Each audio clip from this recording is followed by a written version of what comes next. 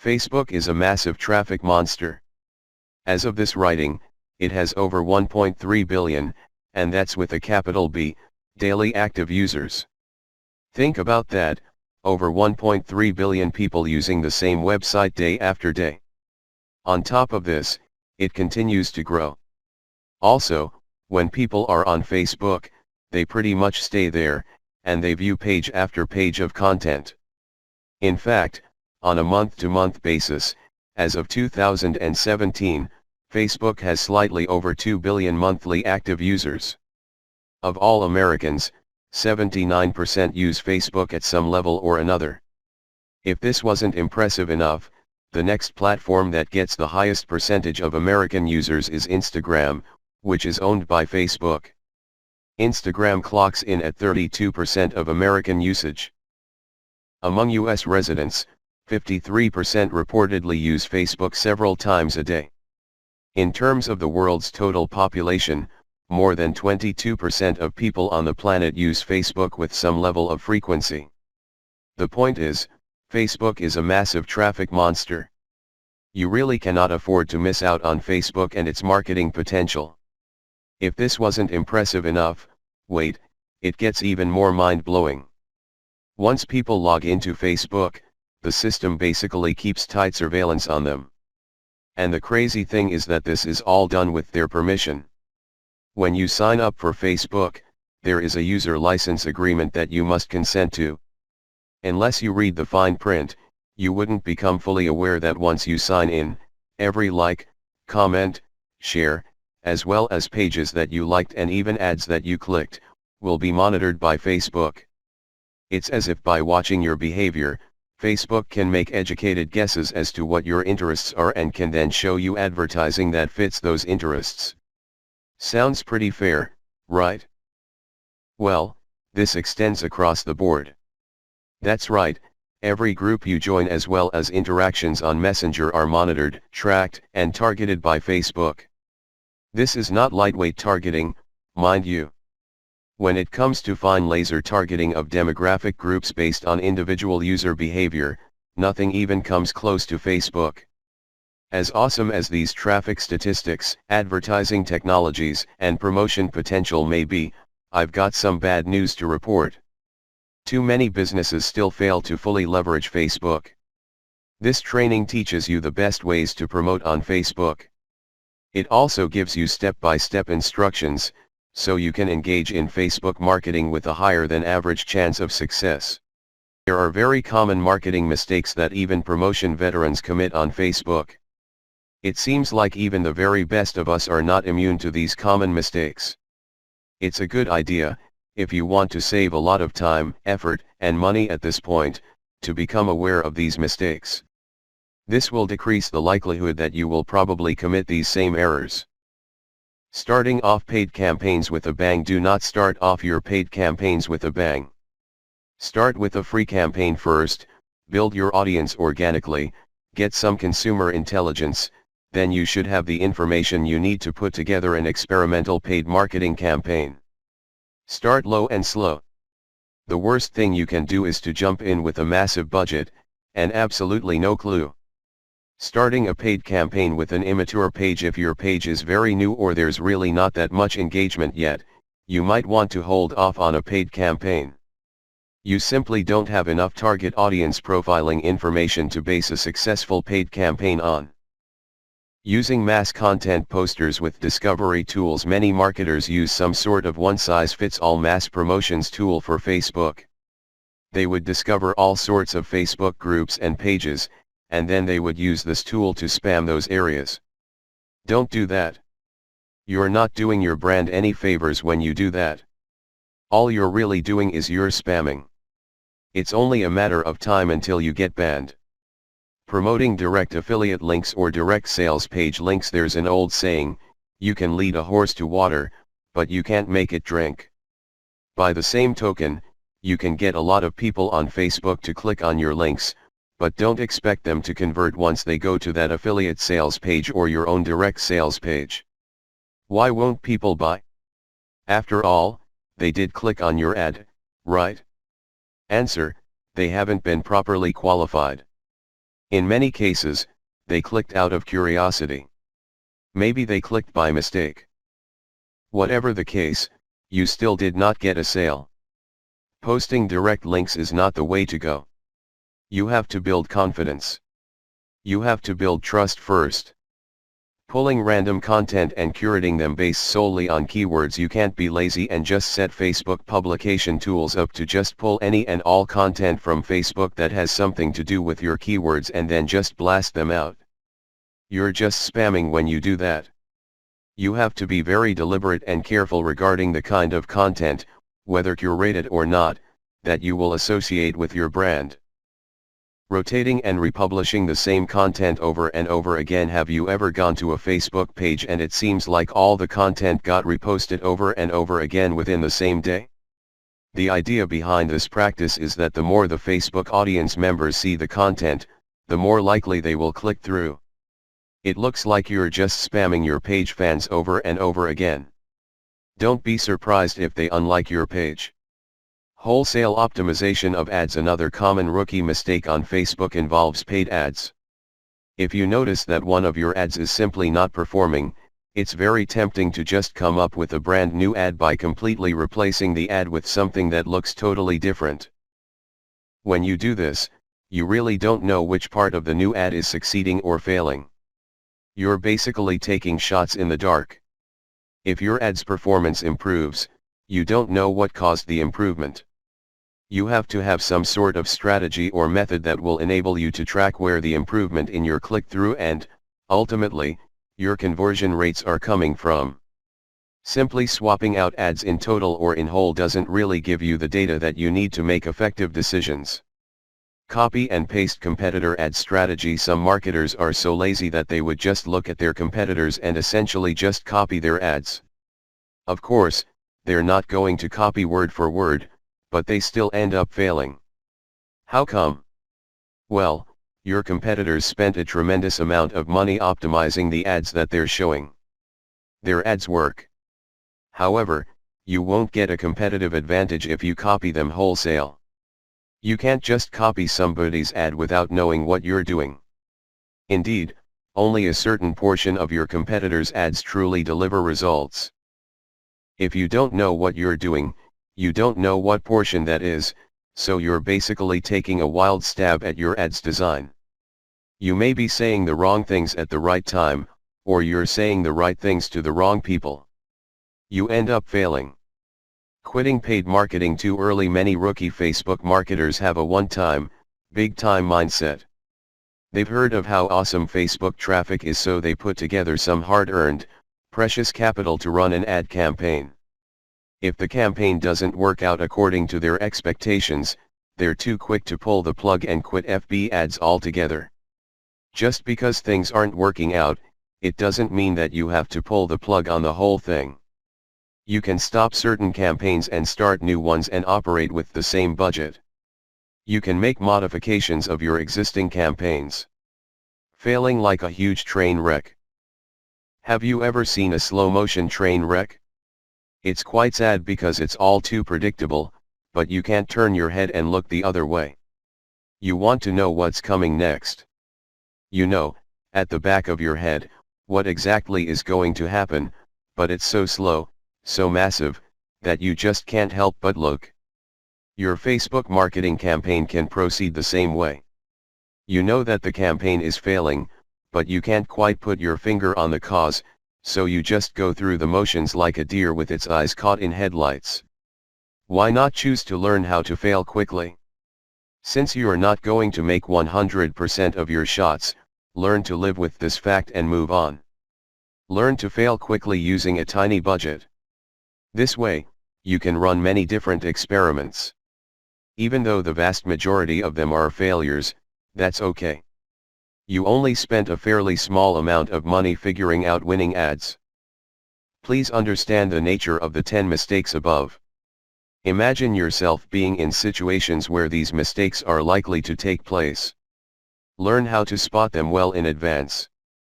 Prepare for your plan B, should you find yourself committing these mistakes. One of the most obvious ways to market on Facebook is to set up a fan page for your business, your brand, or your cause. Facebook actively promotes this feature of its website.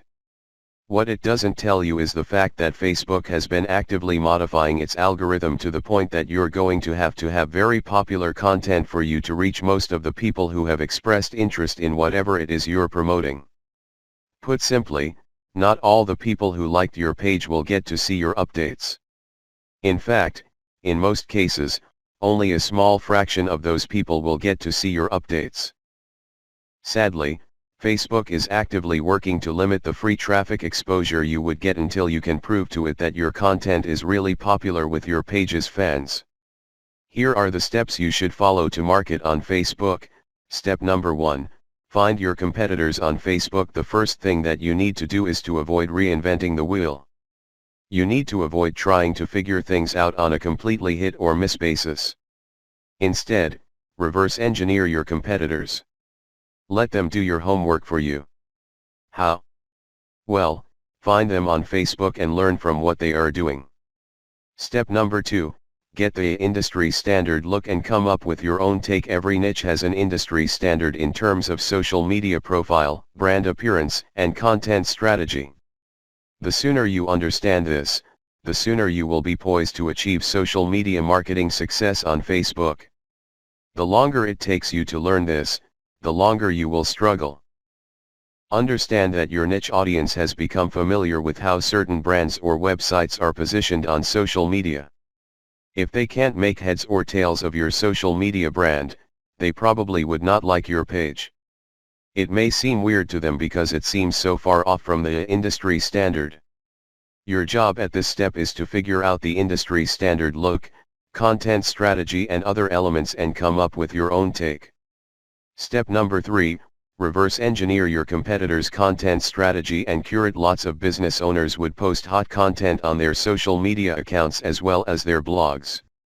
Sadly, 9 times out of 10, that content goes nowhere. People don't click on it, share it, comment, or otherwise engage. What these publishers are doing is basically gambling their content would resonate with their audience. Don't do that. Instead, pay attention to what your competitors are doing and look for patterns. If you notice that your competitors keep sharing content regarding the same type of theme or topic, they may be onto something. They wouldn't waste all this time, effort, and energy talking about the same stuff over and over unless, of course, it connects to their audience at some level or another and produced results. Now, to verify this, look at how many times that piece of content got shared or liked. That should give you some sort of objective proof that this content actually resonates with your target audience members. When you reverse engineer your competitors, you are essentially copying their strategy to reach the same eyeballs that you're trying to reach. This also applies to content curation, where you take content that is published by other people, and you promote it on your social media platform. This creates a win-win situation because you are not ripping off this content. You are copying the content's link, including a short commentary, and allowing people to click on the link. This creates a win-win situation. The publishers of this content get traffic, you get to build credibility because you're sharing information that your target audience members would actually be interested in, and this leads to the possibility that they would like your page. Once you have built up enough page likes, you can then start sharing your own content, which leads to direct traffic to your website. Step number 4, pick the best performing or most popular type of content, and scale up post content for a few weeks. Keep publishing, and then look at the content that gets the most engagement. Which shared materials get the most likes? The most shares? The most comments? At some point, you're going to ignore other types of content and focus on the ones that perform the best. For example, if you have a Facebook page on Chihuahuas and you notice that third-party articles on Chihuahua houses get a lot of shares, likes and comments, you might want to eliminate most other types of content and focus on Chihuahua houses because those get the most love from your audience. Step number 5, come up with your own version. Come up with your own version of winning content.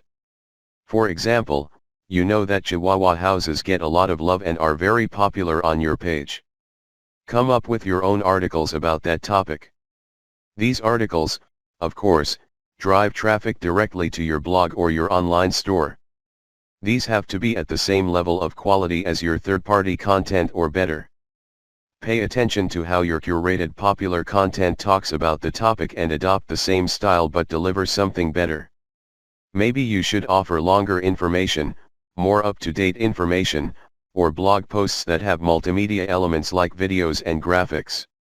Whatever you need to do, come up with content that basically blows away all the other content that you feature on your page. Step number 6, Promotions. Photo tagging by your users. This is a free promotion technique.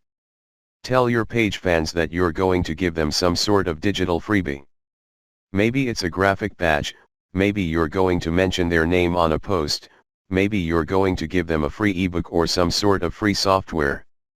Whatever the case may be, tell the people who like your page to tag their friends on photos that you are going to post. Now, these photos, of course, must draw attention to your brand, your website, or your Facebook page. You're not just having them tag a photo. This photo has to say something. It should be promotional in nature. The more photo tags you get, the higher the chance that you will get a lot more page likes and also clicks to your website from Facebook. The best news: you don't have to offer money. In fact, studies indicate that money offers aren't all that effective. It's much better to offer some sort of specialty graphic or digital goodie like a free book or booklet, or maybe a discount code. Step number 7, Promotions. Comments by your users. Use the same rules as in step 6, but instead of photo tagging, get your page fans to post comments. It would also help tremendously if the comment includes the name of people on the commenter's friends list. I leave it up to you how to craft this. But obviously, the more tags there are in the comments, and the more engaging the comments, the more popular your posts become. Step number 8, Call your users to action. If you have people who have already liked your page, post occasional reminders to them that they should invite their friends. This works because birds of a feather flock together. Seriously. The main reason why you are friends with people in the first place is because they share roughly the same set of interests as you. People who share basically the same pool of interests tend to attract each other. Take advantage of this fact by calling your page fans to action so they can invite their friends. Step number 9, Use insights to promote your page as much as possible. I would go through step 1 to step 8 and master all steps before I go ahead with step 9. With step 9, you're going to be shelling out money to promote your page. After a couple of months, you can use Facebook's very robust audience profiling system called Insights to promote your page. You will know the right demographic, and you will also know the right posts and content to promote. Step number 10, Boost your most popular content. Use Facebook's lookalike audience system to find people who are not currently fans of your page. This feature in Facebook's ad system enables you to reach new audiences who share roughly the same interests as the people who have already demonstrated an interest in your page. You're basically using Facebook's very powerful interest targeting system in terms of demographics and interests to get new eyeballs to your page. This can lead to more likes, which can lead to more readers of your content. From that point, you can then run targeted ads. One of the most powerful ways to market on Facebook is through its group feature. Considering what's been going on with Facebook's algorithm for its Facebook pages, it's a good idea to have your own Facebook group as a backup. Although Facebook has been cutting back on the organic traffic it sends Facebook pages, it's still worth it to have a page because you get audience insights from it. Another great benefit of having a page is the fact that you can copy and paste content from that page to Facebook groups. When people see your content in a group, they not only see the content, but they can also see a like button. When they click that like button, you get a new Facebook page fan. The key benefit of having a Facebook group lies in visibility. Facebook has made it clear that they are tweaking their Facebook page to reward actual engagement. Apparently, Facebook groups are not as suppressed as Facebook pages. In terms of visibility, you stand to reach more of your group members than with the page. The problem with Facebook groups, while the visibility for a lot of people is quite good for Facebook groups, it depends on activity. If the individual group member is not all that active in your group, maybe the person isn't liking or commenting, they're not going to get as many notifications on their Facebook updates section than somebody who is active. This is a big drawback. The vast majority of people who would join your own Facebook group are not going to be active. They're just there to read information. They're just there to sit back and check out what you have to offer. Here's how you promote using your own FB group. Create your own groups after your pages mature. The first thing that you need to know is that you should put up your Facebook group only after your page has matured. You want to know who your audience is on Facebook. You're not going to know that until you have a page up. Pay attention to the audience insights. The data set that you would get from that analytics portion of your Facebook management dashboard will let you know who to target. Once you have enough users, and this depends on your niche, you should then put up your group.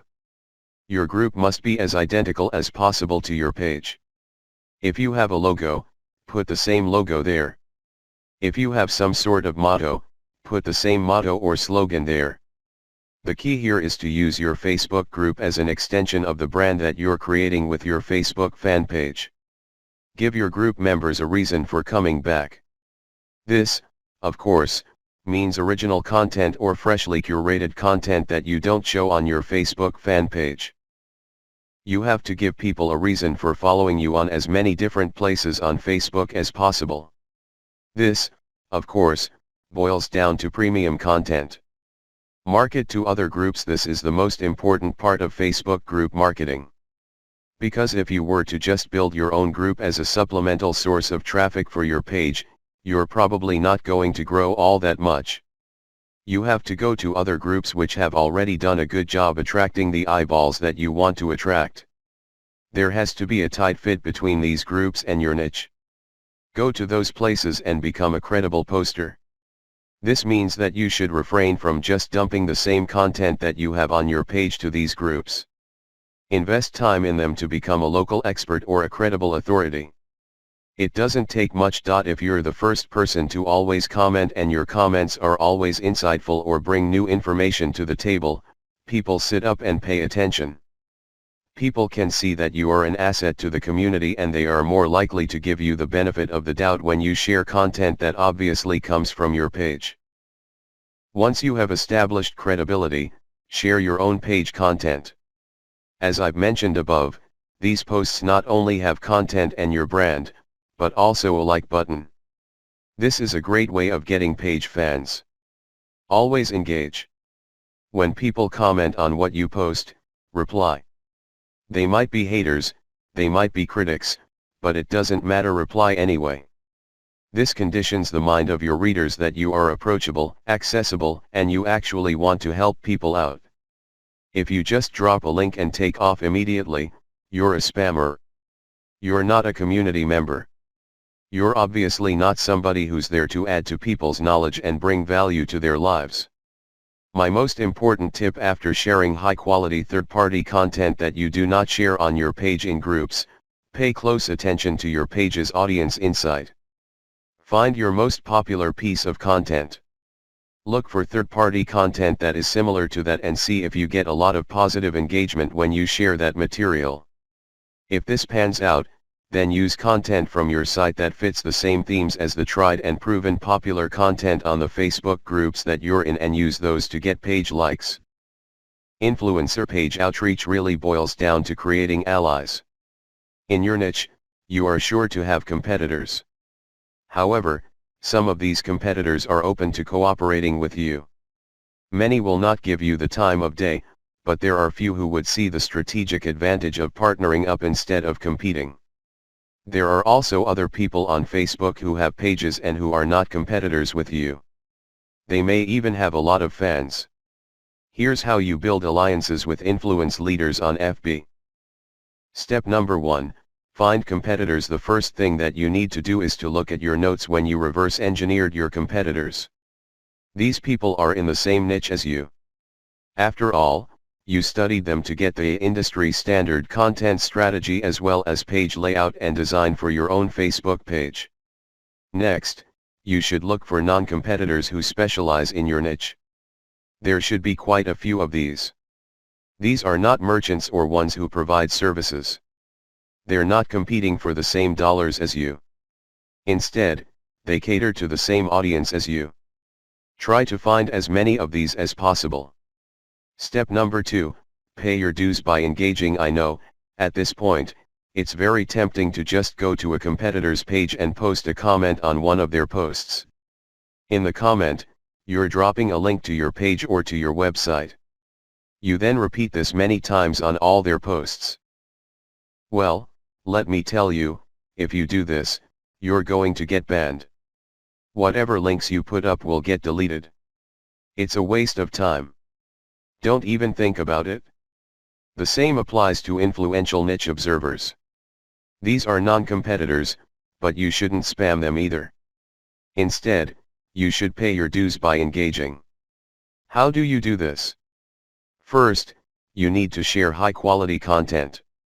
It doesn't matter who wrote the content. It doesn't matter where that content goes to or links to. What's important is that it provides maximum value to anybody reading that content. It has to be on point. It has to deal with a specific theme or topic that you know that your target audience members are interested in. Next, you need to engage with people in terms of answering their questions.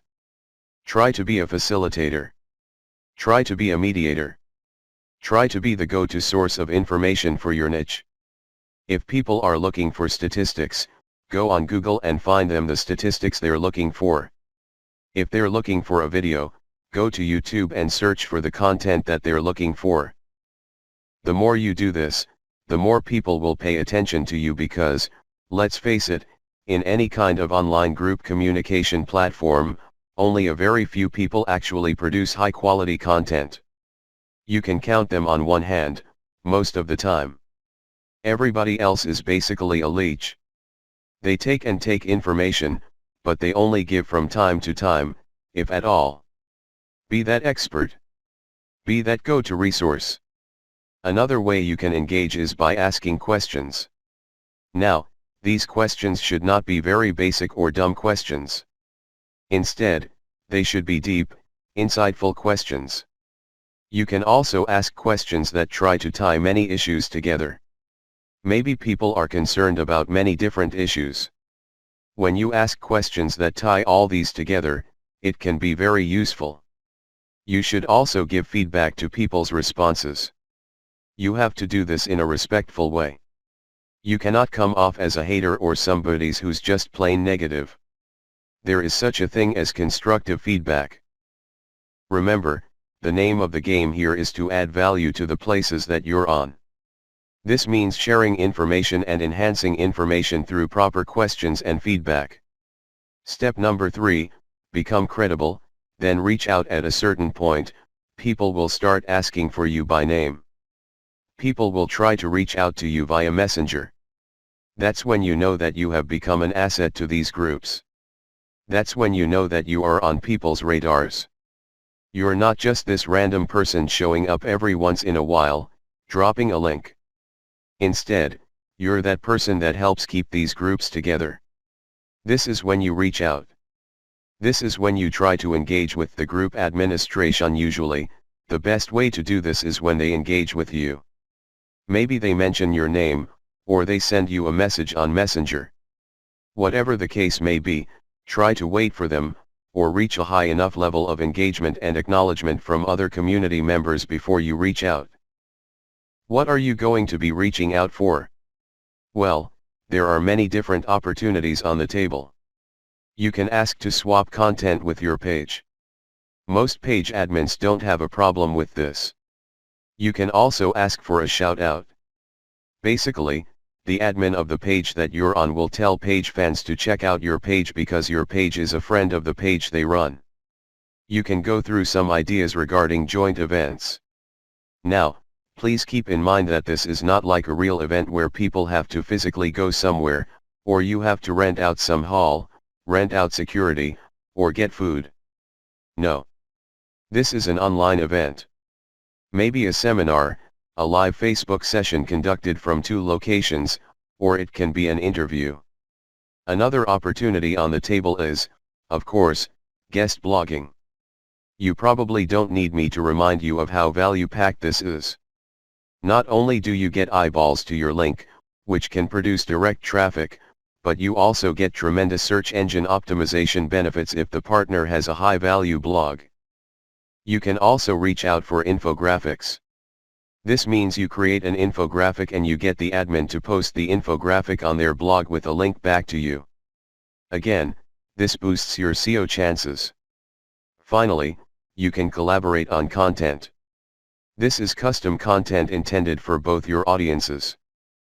Another way you can get a lot of traffic from Facebook is by using a paid page boost.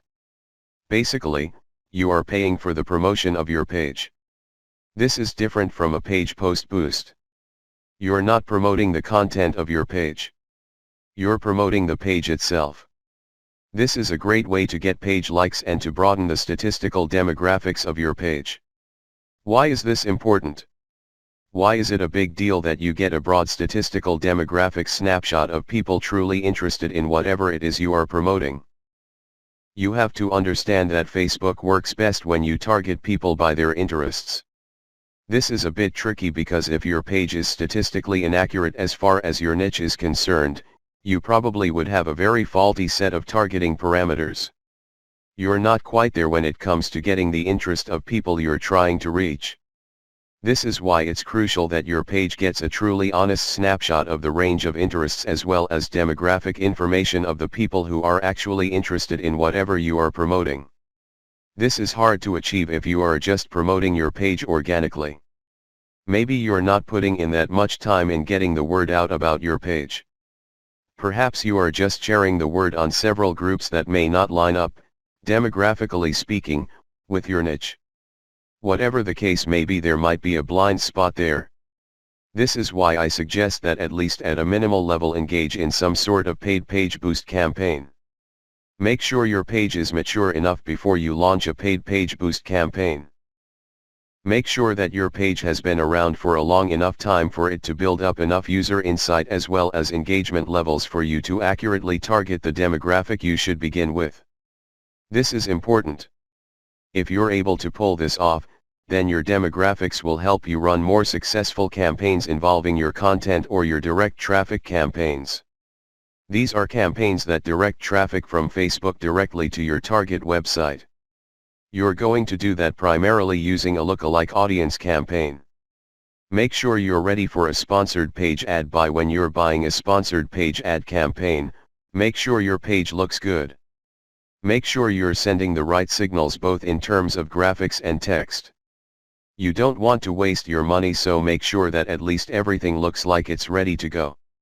There has to be enough solid content on your page. This increases the likelihood that you will get a decent amount of page likes. Where does this all lead to? As I have mentioned above, if you get a lot of page likes, you will be able to target your intended audience better. In addition to that, you may be able to increase your reach because the more people that like your page, the bigger your base visibility becomes. If a lot of those people actively engage with your content, that percentage increases, but you're still dealing with the reality that your content will only reach a fairly small percentage of the people who have expressed interest in your content. When you increase the total amount of likes you get, you still have that same small percentage, but the raw numbers are bigger. Believe me, 10% of 100 is definitely going to be smaller than 10% of 100,000. Which position would you rather be in? This is why it's always a good idea to build up your page likes. Hand in hand with this is the fact that you can profile your users better, as I've mentioned above. This higher level of profiling paired with better content management and targeting, on your part, can lead to more content visibility. How come? Well, your reach can increase because of higher engagement levels. If you pay attention to what kind of content people really like on your page, and you produce more of that content and you fine-tune it, so people are more likely to engage with it, this can increase your organic reach. This makes your content more visible. What is engagement? Well, people can share your stuff. They can like. They can react. They can comment. Whatever the case may be, get them to do it, and the best way to do this, of course, is to make sure that the right people are attracted to your page, and you put the right content in front of the right eyeballs. Unfortunately, this doesn't happen overnight. It is neither smooth nor easy. It's one of those things that you figure out on your own on a trial and error basis, but you do have powerful tools like Facebook's Audience Insights to see which content is resonating with your audience members. You can't just set this up and forget about it. You have to actively monitor it, you have to look for patterns, but the crucial ingredient to all of this is that your page gets enough likes. That's why you have to promote it at some point. For this section, I'm defining paid traffic campaigns in two forms. I can pay to boost the post, or I can pay for direct traffic to my target website. Please note that I have presented this information in that order: boost posts first and then pay for direct traffic. There's a reason for this. If you don't master Facebook's traffic to your page posts, then it doesn't make sense to go directly to your target website. You probably are going to spend a tremendous amount of money, time, and effort only to have very little to show for all that. It's better to boost a post in a strategic way so you can understand what kind of content connects with your intended audience. You will then be able to drive traffic to your website. You're actually killing several birds with one stone. By focusing on boosting a post, you can get more page likes, you can get more branding opportunities, and you can also get click-throughs to your target website in the form of a content link. Here's how it works. Post boosts first. Target a lookalike audience based on your user insight demographic.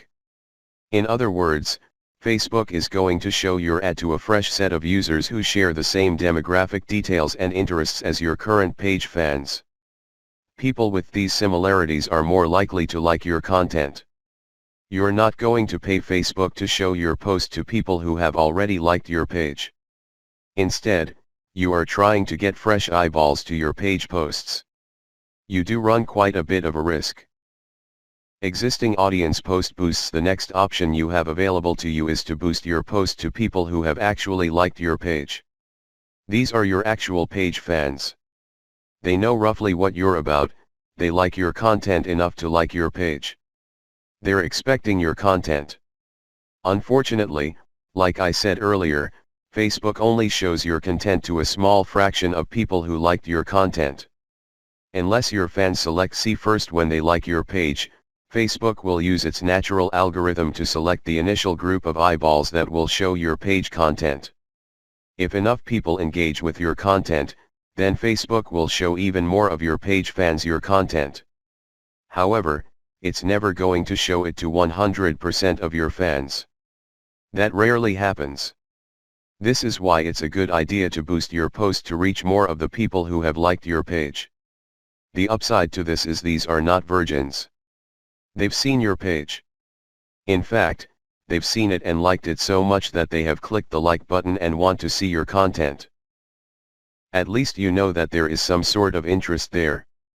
Still, please understand that while there is a certain degree of familiarity there, and this increases the chance that these people will actually engage with your content and possibly click through to your target site, that isn't exactly guaranteed. Existing audience plus their friends, as the old saying goes, birds of a feather flock together. Friends usually have shared interests. In fact, if you think about it hard enough, that's the main reason we became friends in the first place. We have certain interests in common, we have certain things to talk about, and that's why we're friends. Makes a lot of sense, right? Well, you can apply that to Facebook marketing as well, because this can produce a tremendous amount of marketing opportunities. Since your page fans also have friends on Facebook, you can buy a post boost that shows your ad not only to your fans but to their friends as well. This is my favorite when it comes to post boosts because it is a cheap way of getting clicks to your target site. You reach a much wider audience. Please understand that if your page has a fairly small number of likes, Even if you boost post after post, you only have a small base to work with. Now, if you expand that base by including your existing audience plus their friends, you have a lot more people to work with. You are operating with some level of confidence because you know that friends usually have shared interests. This translates to possibly cheap clicks to your target site. The best way to do this is to post a link directly to your content or to your promotional page on your website with some content. This way, when somebody clicks through, they go straight to your website. They can read your commentary and some preview text, but the text should call them to action. This is the cleanest way to get direct traffic cheaply using post boosts targeting your existing audience and their friends. Direct traffic to your target site. The next option is to promote a target URL directly. It doesn't show a post from your page. It just goes directly to your target website paired with a picture. This is the direct traffic option on Facebook. To become successful with this, you have to use the lookalike audience based on your engaged users' insight data. In other words, your Facebook page should be mature enough for you to get solid consumer intelligence that you can then use to target potentially interested audiences on Facebook. That's the best way to do this. There are other ways. You can run raw targeting. Basically, you're not relying on user insight. Instead, you're just looking for an age range and a geographic location. You're also using gender. In certain situations, this may pay off. In fact, you may get better results than lookalike audiences, but, generally speaking, you should focus on using the consumer intelligence your Facebook page gathered so you can reach people who are very similar to people you know have demonstrated a solid interest in whatever it is you're promoting. Best practices: use them to boost your results. First, run small tests. This enables you to fail quickly. People who really know their way around Facebook run campaign after campaign after campaign until they're able to connect the dots and come up with a campaign that actually works. This is why you need to run small, cheap tests so you can easily see which campaigns are working out and which ones have failed. Next, make sure that your budget is low. Usually, when I run a $1 campaign, that is good enough for me. $1 a day for 7 days a week, that is good enough for me to see if an ad has potential. So, I would run several ads. We're talking about $70 for 10 ads running at the same time. Third, focus on what works. Let me tell you, when you run many small tests, the winners stand out. Either they get clicks or not. That's the bottom line. However, at this stage, you're not just looking for clicks. You're not just looking for an ad campaign that gets a lot of attention. Instead, you're also going to look for an ad campaign that actually delivers conversions. You're going to have to set up your Facebook pixel to your target website, so you can track whether traffic from Facebook went all the way through. I'm not just talking about traffic produced when people click on your link and they go to a content page and they leave. That's worthless. That's not going to help you. That traffic has to go to the content page, go to the sales page and, eventually, make it to the shopping cart. That's when you know that your campaign actually has traction. Focus on what works. Focus on what gets a high click-through rate paired with a conversion rate. However, to get there, you're going to have to burn through many ads. This is not going to jump out at you. It's not going to be obvious. It's not going to be easy. Once you have identified that ad and you've fine-tuned it, then scale it up. That's how this works. Basically, you focus on what works and then pour real money into it. Did you know that on Facebook, you can collect email? That's right. You can collect leads. It's pretty straightforward. You can run ad campaigns with a lead collection button. It can be find out more, sign up or other language. Regardless, if you're running this type of campaign, it must be highly targeted. It's really important that your targeting is spot on. I put this part of Facebook ad marketing at this point in the list of marketing methods because this takes quite a bit of work. You should be quite familiar with Facebook before you even try this. You should know your way around Facebook's ad system before you engage in paid lead generation because it can get quite expensive. If your ad doesn't get many clicks or it's super finely targeted, you don't really have that many people to work with, and this can drive up your costs. You have to know how to optimize your ad campaigns on Facebook for this to make sense. You can optimize on many levels. There are 3 levels you can optimize. Level 1, you can tweak the freebie you're giving away. This is the free stuff that you are giving away, so people are motivated to enter their email address into your form. Maybe you are giving away free membership access. Perhaps you are giving away a booklet or a book or a report, a set of templates, a set of graphics. Possibly even giving away software or a mobile app. Whatever the case may be, you are giving out freebies, and you need to optimize these. What I mean by that is the freebie that you give must motivate the most people in your target audience to sign up for your mailing list. This is not easy. You cannot assume that just because you think that your booklet is awesome or is the next best thing since sliced bread doesn't automatically mean people will agree with you. It doesn't work that way. You may have to switch from one freebie to the other until you get a high enough sign-up rate that would tell you that the freebie that you have selected is the right one. Thankfully, this is fairly easy to do with Facebook. You basically run different ads that offer different premiums. Level 2 optimization focuses on optimizing your ad copy. As I've mentioned above, lead generation campaigns on Facebook can and do get very expensive. It seems like you're doing all this for basically a handful of emails. This is why it's really important to make sure that you run a fully optimized campaign to get the most results. How do you do this? Well, you optimize your ad copy on an elemental level. Still, I want you to get a heads up this early on regarding the amount of optimization that you would have to do. It is quite intensive. You can't leave things at a surface level. That's just not going to work. Level 3 involves optimizing based on conversions. When people click on your Learn More or Sign Up button, they're shown a form. You're going to have to keep tweaking that form to say what it needs to say to convert as much of your traffic into list members as much as possible. This takes quite a bit of time and attention to detail. Again, you have to run these experiments while minimizing your costs. Once you find out something that works, optimize it to increase its level of conversion. Once you have picked a winner that cannot be optimized any further in terms of conversion rate improvements, that's when you scale up. That's when you pour in the dollars to reach as many people as possible to boost your mailing list sign up. Facebook enables you to put their tracking pixel on your website. It will then track where people go on your site. If people end up at your shopping cart, for example, you can then run an ad reminding people about your site or reminding people about the products that they almost bought. They see these ads on Facebook. Whatever the case may be, Facebook pixel retargeting gives you another bite at the apple. One of the biggest problems with e-commerce is that prospective buyers abandon their shopping carts.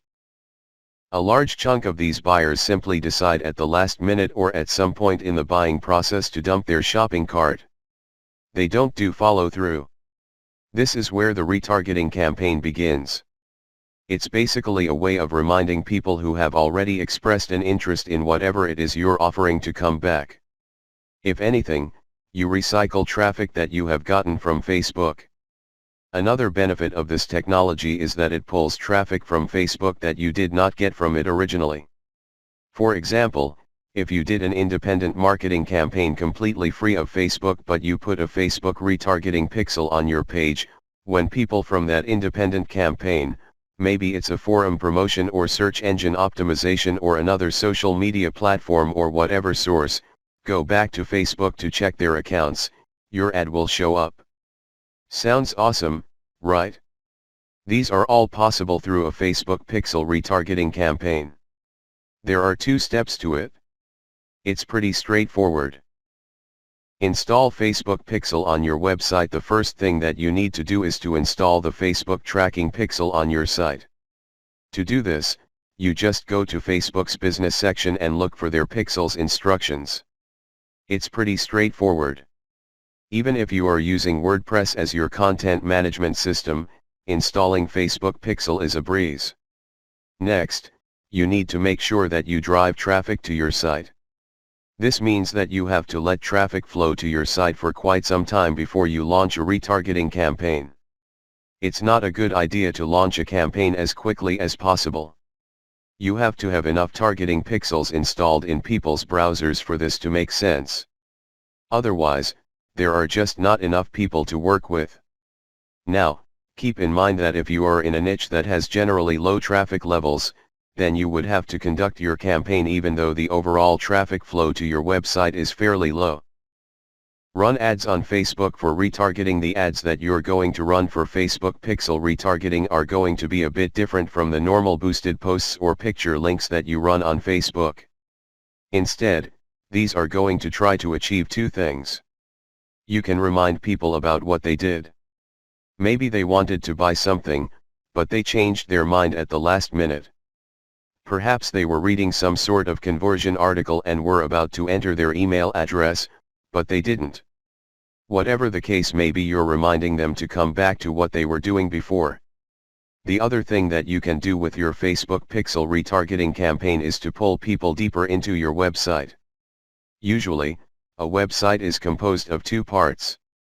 The first layer is the content layer, meaning you're trying to get people to know about the problem, like your particular solution, and eventually trust the solution enough so they can buy.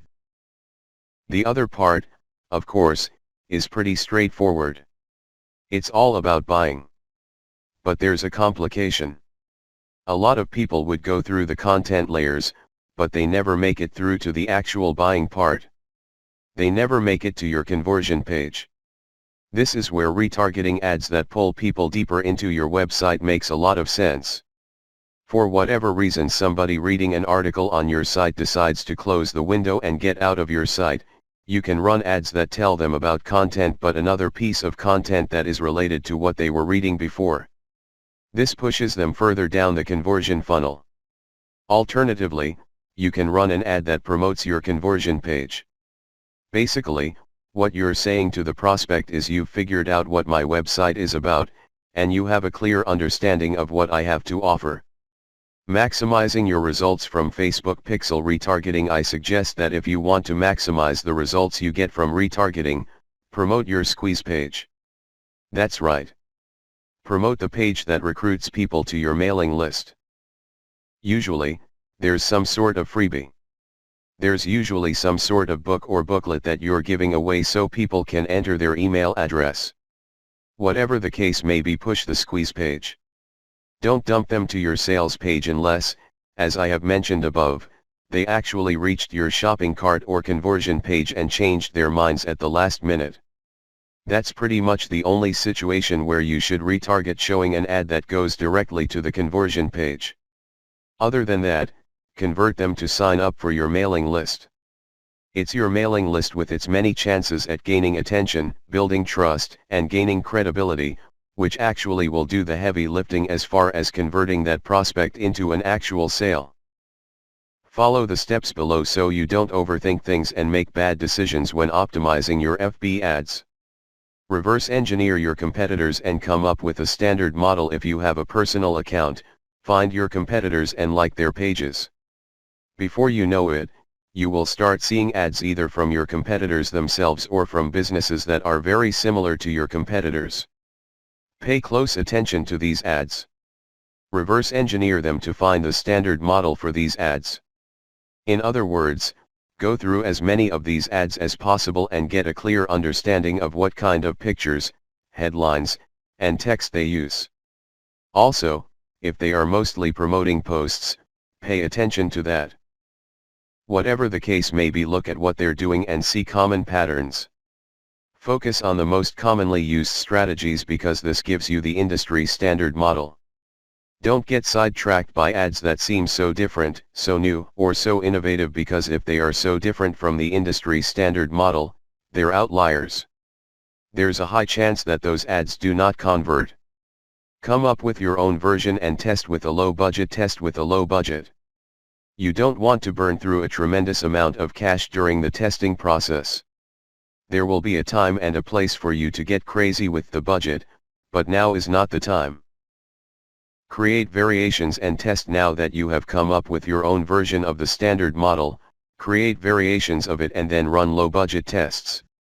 Do not do this randomly. Do not do this based on your feelings or impulses. Instead, you have to follow certain rules on how to create variations, otherwise, you wouldn't know which part of the ad accounts for its greater success. I've seen this happen many times. In fact, I've committed this mistake before. I would take an ad and test it. I would notice that it's not getting that many clicks, so I change half of the ad. Maybe I change the picture and then the headline, or I would change the heading and the description. Whatever the case may be, I would change half of the ad, and sure enough, it would improve. But when I try to improve things again by changing the other half of the ad, it falls apart. You want to establish a way of effectively tracking which changes accounted for which improvement. By using this method, you can optimize parts that work to reach peak convertibility and then work on the other elements of the ad that could use some improvement. However, you have to do this in a systematic way. I've described this in the section below. Pick the winner and make further variations. Now that you have made variations of the original and you ran a test, there will be at least one winner. It gets the most clicks and conversions. Make variations of it and you run the test again. Keep testing until you find the ad that delivers the best return on investment. The end of this process is pretty straightforward. You keep making variations and you keep testing on the cheap until you find an ad that delivers the best ROI. In other words, it delivers the most conversions while costing very little money. I know it sounds like a fantasy at this point, but it is doable with testing. Scale up. Increase your ad budget to your winning ad to pump a massive amount of traffic to it. You should only do this when you are dead sure that you have a winning ad on your hands.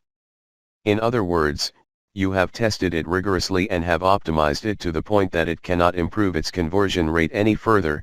That's when it's ready to go big time.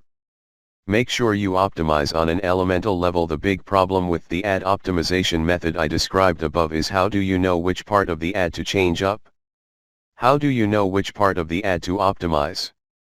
Wholesale variations do not work.